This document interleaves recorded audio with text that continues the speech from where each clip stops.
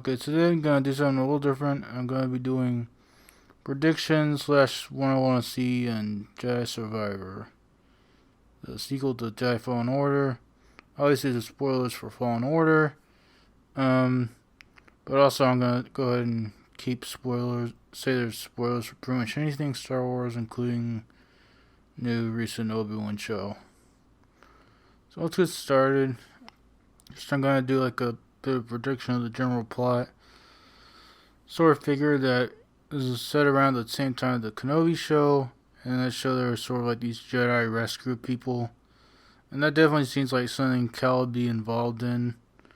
Perhaps he even helped start it, but for whatever reason, this is going to lead him on the path toward finding that guy in the tank.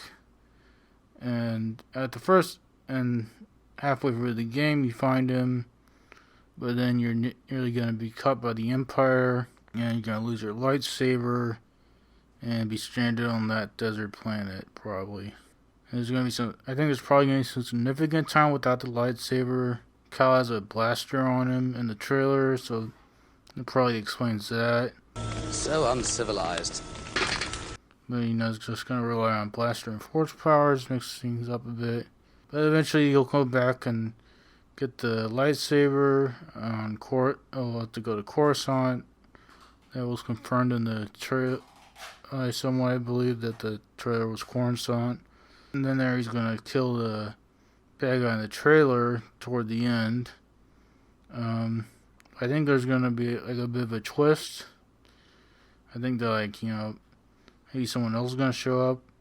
And my theory on that would be Darth Maul shows up. It's about where his story's left off between Clone Wars and the Han Solo movie, and then there's a big gap until Rebels.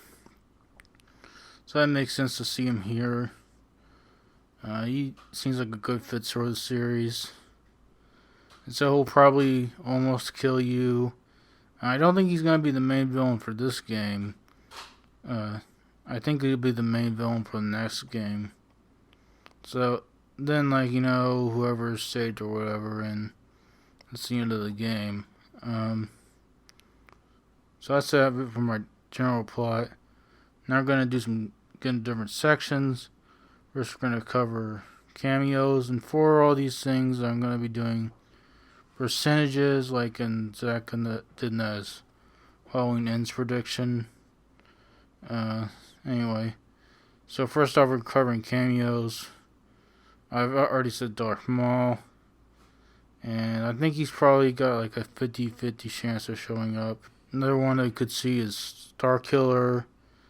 He's a big Legends game character, and this is about the same time period, between 3 and 4. I think I'd give him about a 20% chance of showing up. Another is Quill and Voss. I already mentioned the Jedi Rescue people, and they dropped the Easter egg in Kenobi that he was part of that. So it's a good chance we see him. I give that about an 80% chance. We also could see Obi-Wan himself, because he was in the show. It's the same time period and such. But I don't know really if he has much story reason to be there. It doesn't really fit thematically per se. But I only give him like a 30% chance of showing up. Another person could be Yoda, to give some mid-trilogy advice and training, sort of like he did Luke. But again, he doesn't really have too much reason to be there. But he didn't have reason not to be there either. So, and I'm also giving him 30% chance of showing up. Another one could be Boba Fett. Sort of, they had the bounty hunter boss battles that just sort of show up in the first game. He's one of those, but there's a bit of a twist, and there's a little bit of a side quest around him, and you get to see him become the legendary bounty hunter. Maybe something like that. And of course, there's going to be one of the cameos I'm most certain about is Saul Guerrero. We saw him last game. I think he's probably going to come back and continue the story. Then we're going to see how he gets into more cruelty. like in Rebels and Rogue One, giving him a 99.99 repeating chance of showing up. Now we're going to get some low percent chance people showing up. They have a chance to, but I don't think a big one. We got the Bad Batch. There's a theory about the tank guy being a clone, and if that's true, that could be a link to the Bad Batch. But I honestly don't think they'll do that because that'd be too far in the future for their story, and they'd have to write the show around that, so probably not. It's also the Rebels crew that started around here, but in this time period, but I don't really see how they fit into the story, even less than Yoda or Obi-Wan. And you could also say a pretty similar thing about young Lando, Chewie, Han, with Solo being set in the same time period again.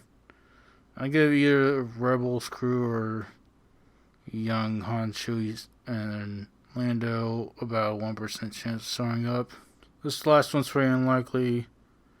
I feel like I might as well mention it, that maybe Mace Windu and Grogu are part of this. If we go by that fan theory of Mace Windu saving Baby Yoda. But I don't think if that is the case, that they introduced it in a video game. They probably do it in a TV series. I'll give that only like a 0.5% chance. Next, I'm going to go over some plants that might be in the game. If Yoda's in it, then definitely I don't have Dagobah. And Dagobah does kind of fit in with the sort of nature theme that were in the first game a bit. It feels very like a place that would go. But I'm only giving it about 30% chance. Next, maybe we have a return to Borgano or Zephos. These are two pretty pivotal planets in the first game. I'll give them about a 50-50 chance of returning. There's also Jakku, which could possibly be the planet the Mantis has crashed on because it looks kind of similar. I'd put about 50-50 on that as well. Now we do know Coruscant is in the game because the confirmation. But there is a question of how long. Like, is it going to be like the water planet at the end of the first game, or is it going to be its own little section? Don't really know about that. There's also there's Camino. To me, the tank looks like it's on Camino because like the plants in the room kind of look like perhaps seaweed. This is perhaps in the now underwater Topeka City. And I'm giving that about a 60% chance that's true. That it seems kind of likely to me that it'd be Camino. So now let's move on to general gameplay. I think that one thing that's definitely going to be in the game is for good chances. Ghost of Tsushima style stance switching. It wasn't mentioned in the interview there's going to be more stance switches. There's definitely going to be the one-hand staff return. There's definitely going to be dual wielding because you got the split lightsaber move. But another stance possibly could be, I mentioned the gun before, is maybe like a Bloodborne sort of lightsaber gun combo, in each hand. That could be interesting. We also sort of saw that with the scene where Sears takes out some stormtroopers in that way.